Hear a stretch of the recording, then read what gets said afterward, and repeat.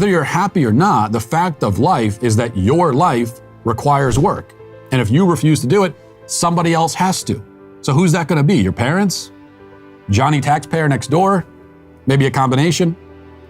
Whoever it is, if you are not living a life free of the work requirement. Nobody can.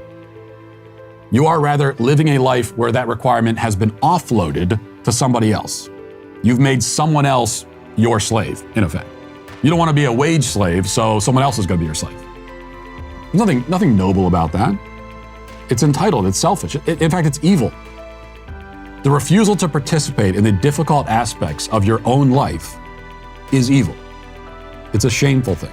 We hear that all of these younger people are prioritizing their happiness, focusing on their happiness, giving up work for the sake of happiness, pursuing happiness, thinking about their happiness, talking about happiness, obsessing over their happiness.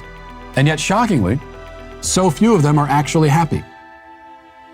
There have never been people who talk so much about happiness and yet feel it so little. Isn't that interesting? Millennials and Gen Z are at once the most focused on their happiness and yet also the least happy. Perhaps there's a lesson there which we might consider finally learning at some point.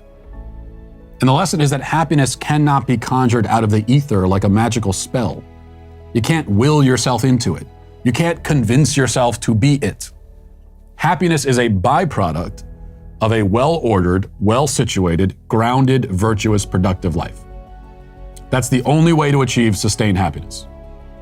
You can find pleasure outside of that. You can, go to a back alley somewhere, buy some black tar heroin and find some pleasure that way, I guess. You could derive pleasure from an extra large fast food value meal or a $3 hooker.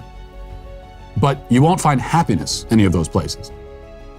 And you won't find it in a directionless life free of work, free of challenge, spent staring at screens while somebody else provides for all of your many needs. As it turns out, life and work cannot be severed, and neither can happiness and work. It takes work to be happy. You have to do difficult things. You have to exert yourself. You have to give yourself over to some cause beyond yourself.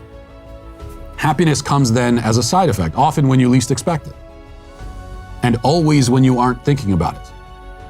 You simply fulfill your responsibilities, you live your life, you do your work, and one day you look up and you say, wow, look at that, I'm happy.